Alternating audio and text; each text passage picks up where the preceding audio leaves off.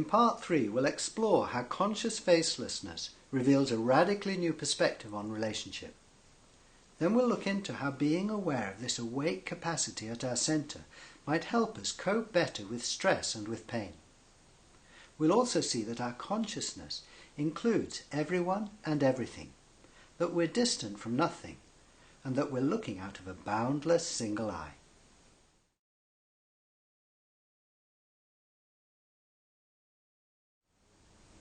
One of the areas where it really makes a difference to be aware of our private identity is in relationship. I'm aware that publicly I'm face to face with others. For you now, I'm face to face with Muka. However, this is just the outside view of our relationship. From our point of view, it's different. Privately, we are face to no face with each other. I have Muka's face and she has mine. With the help of the camera, I'll show you what I mean. Here is my experience. I don't see two faces, only one, Muka's. Here I'm capacity for Muka.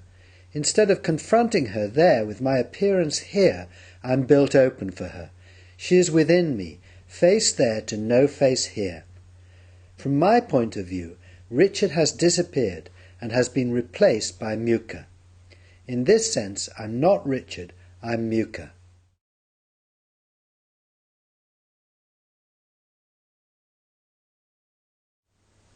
Looking at me now, do you see your own face at the same time? Are you face to face with me or face to no face?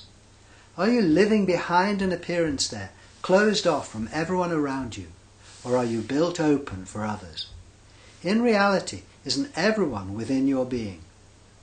Of course, our views out from this space are different.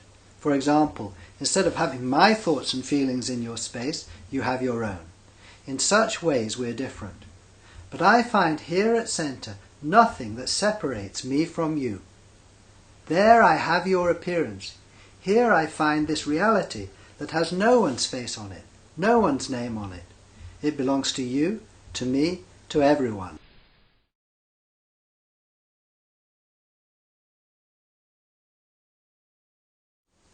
When we identify only with our appearances, it's not surprising if we feel separate from others, and then find ourselves acting from fear, from insecurity. But when we're also aware of who we really are, aware of our common identity, our relationship with others, and the way we act towards others begins to change. Others are no longer just other, they're also ourselves. Being aware that all are within us, that all are a unique expression of this one self, gradually our fear of others begins to dissolve, and our hearts open.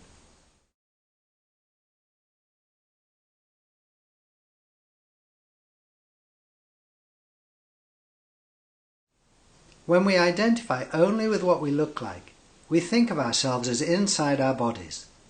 Then when we experience stress and pain, it's easy to feel overwhelmed and trapped. It seems that there's only the stress and pain, that there's no way out. But when we see that we're not inside our bodies are inside us, in this awake capacity at our centre, we discover an inner sanctuary that's unaffected by our stress and pain. Being aware of this sanctuary doesn't make the stress and pain go away, but it does make available an inner detachment that means they're easier to cope with.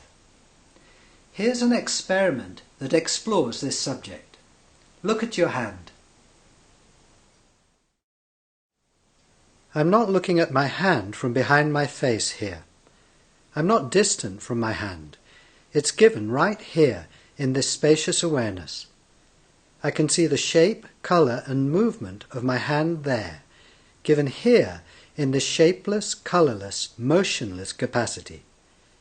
And I can feel the sensation of my hand there, in this sensation-free capacity here. Of course, I identify with my hand. This is my hand, my body, not yours. You have a different body coming out of the emptiness at your centre. But I'm not in this hand, it's in me. I am my hand because I'm capacity for it. Right now my hand feels relaxed. At centre I'm neutral. I'm capacity for the relaxed feeling there. Making a fist, I now feel tension there, but nothing changes here at my center. Just as it's shape there to no shape here, so it's stress there to no stress here. At center, I remain unaffected, free of the stress. Gently pressing my nail into my finger, I experience discomfort. The discomfort is there in my hand, not here at my center. When you do this experiment, what do you find?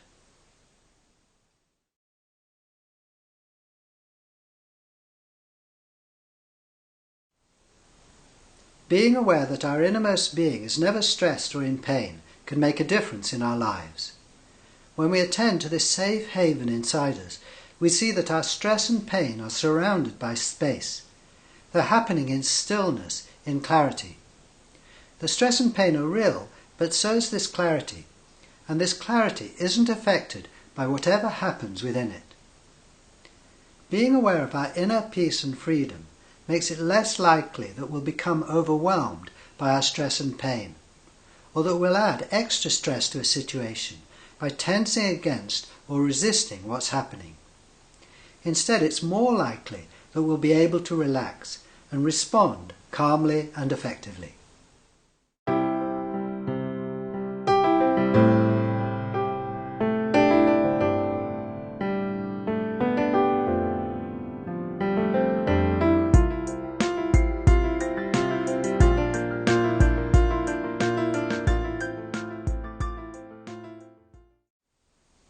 Looking in at my center, at the place I'm looking out of, I find capacity, clear, boundless awareness.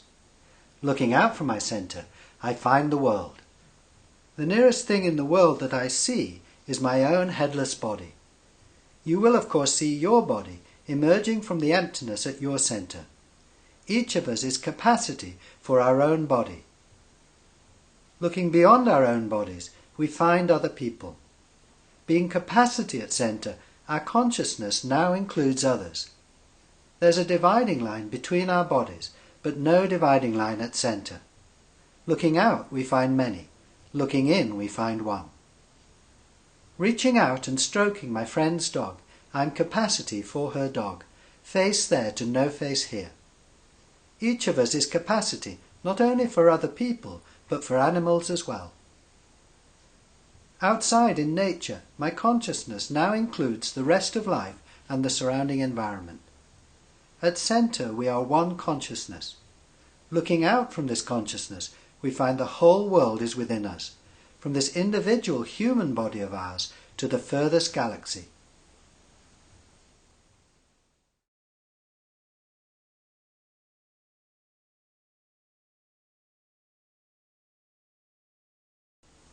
This view of who we are has profound implications for the way we relate to others.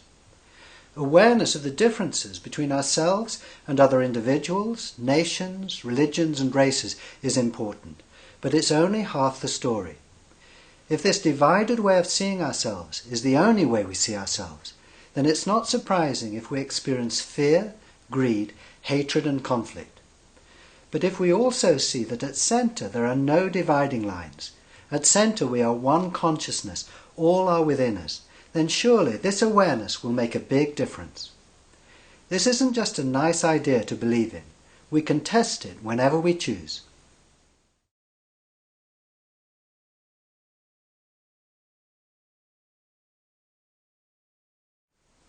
So the question is, are we going to settle only for a half-truth that divides us and leads so easily to conflict? Or are we going to welcome the whole truth, the truth that all our differences are contained within this one consciousness at our center? The future of the world, its peace and its health, may well depend on whether we say yes or no to the whole of ourselves, to who we really are. In the remaining part of Part 3, I'm going to guide you through 2 more experiments. In the first, we'll see if our inner self is distant and therefore separate from anything. In the second, we'll observe whether we're looking out of 2 human eyes or one divine eye.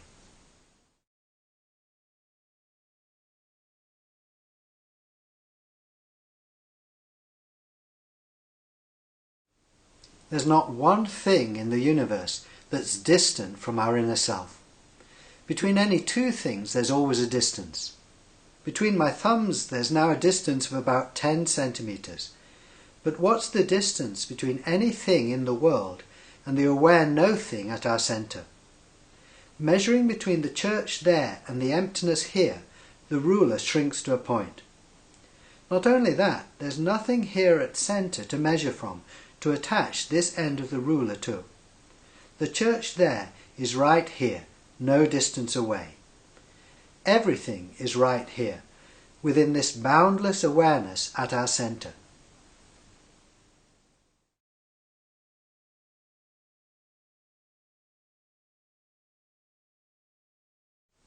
How many eyes are we looking out of?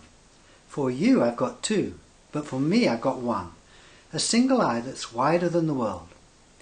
To bring your attention to your single eye, hold your hands out like this, like a pair of glasses. You can see 2 holes there with a dividing line between them. Now put them on and see what happens to the dividing line. I find it vanishes. The 2 holes become 1. One single eye here that isn't even an eye in fact. Hold your hands out in front of you like this, and now bring them back past your head. Don't they disappear into your boundless single eye? And as you bring them forward, don't they come out of this edgeless space where you are? Whenever we choose, no matter where we are, we can see our single eye, this clear space that we're looking out of. And we don't just see a part of it, we see all of it. It's indivisible. Nor can we see it imperfectly. It's always crystal clear for everyone. Of course, each person's response to seeing their single eye is different, and our own response changes over time. But what we're responding to, this clear inner light, always remains constant.